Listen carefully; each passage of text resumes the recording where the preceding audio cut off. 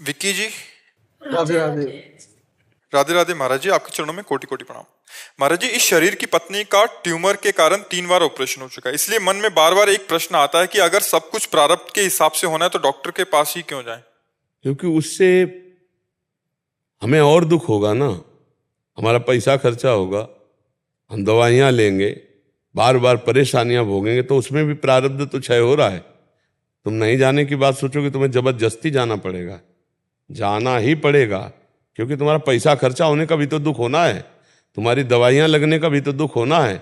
बार बार ये करवाओ, MRI करवाओ, अल्ट्रासाउंड करवाओ, CT स्कैन करवाओ, इतना रुपया, इतना डॉक्टर की फीस, ये दुख कहाँ से भोगोगे? तो भोगना तो दुख है ये ना। और अगर कहीं उसका सौभाग्य आता है कि इतने प्रारब्ध से सब मिट गया और ठीक होने का आता है, तो सुख का आगे के आ जाएगा, और नहीं आता है तो बार बार उसको भोगना पड़ेगा। अवश्य में भोक्तव्यम कृतम कर्म शुभाशुभ, भोगना पड़ेगा।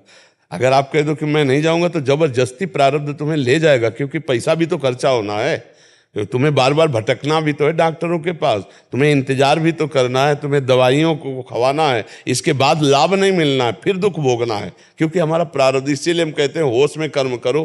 अब लोग तो समझते नहीं है, बकरा भून के खा रहे हो, मछली खा रहे हो, नाना प्रकार के जीवों को कष्ट दे रहे हो।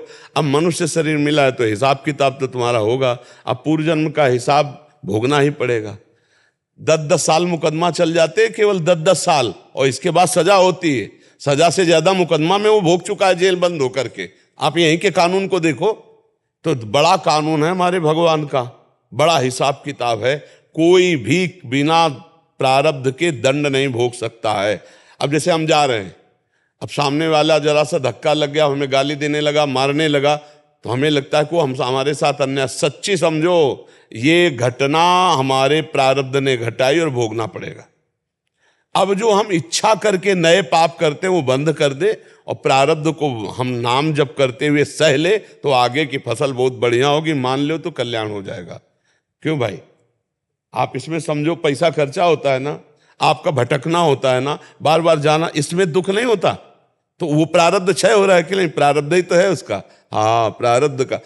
भीष्म जी 6 महीना बाणों की सैया पे रहला, भोगना पड़ेगा। इसलिए धैर्य रखो, धैर्यवान बनो, भगवान पर श्रद्धा रखो। हमसे बहुत बड़े बड़े पाप हो चुके हैं, गलतियां हो चुकी हैं, उनके सुधार करने के लिए मानव जन्म मिला है। अगर आप कह दो कि अरे तो सब, तो फिर भोगो, फिर भोगो। खेती तुम्हें दे दी गई है, बोना तुम्हें, क्या बोते हुए तुम्हारे ऊपर छूट है।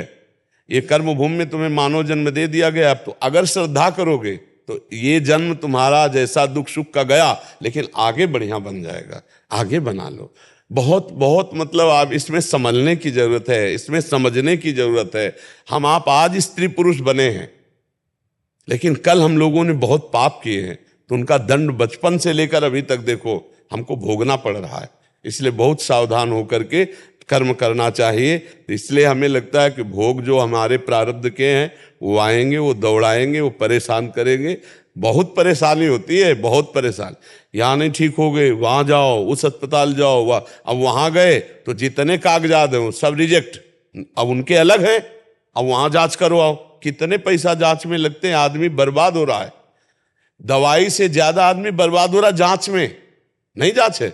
अब पहले था नाड़ी पकड़ी या ऐसे दवाई, अब तो जरा भी कहीं कुछ है तो जाओ MRI करवाओ, CT स्कैन करवाओ, अल्ट्रासाउंड करवाओ, और इतने प्रकार की खून की जांच करवाओ कि गरीब आदमी तो जांच ही भर में परेशान हो जाए, दवा तक तो पहुंचे नहीं, डॉक्टर की फीस और जांच।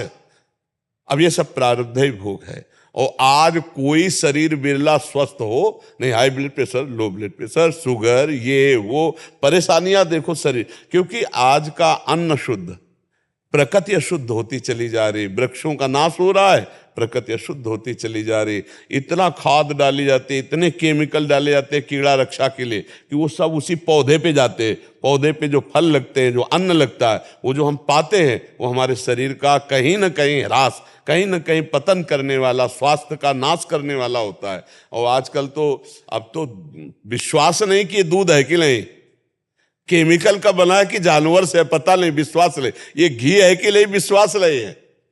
बड़ा मतलब आज देखो ऐसा समय आ रहा है कि विश्वास खत्म होता जा रहा है। जब दाल को पानी में धो तो हरापन छूटता है, बताओ उसको भी सुरक्षित नहीं छोड़ रहे हैं कि दाल आदि अन्न आदि उनको भी केमिकल मिला रहे हैं उनमें।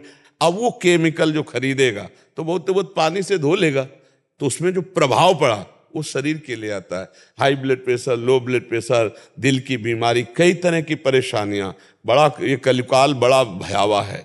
नाम जप करके भगवान की प्राप्ति कर लो और जो दुख सुख आए उसे सह लो, हमारी तो यही प्रार्थना है। और अगर भगवान पर श्रद्धा करोगे तो तुम्हारी ही हानि हो जाएगी, उस महान में तो कोई फर्क पड़ने वाला है नहीं, उसको कोई फर्क नहीं पड़ रहा। वो तुम्हारे हृदय में भी बैठा हुआ है, निरपेक्ष बैठा हुआ है, वो देख रहा है।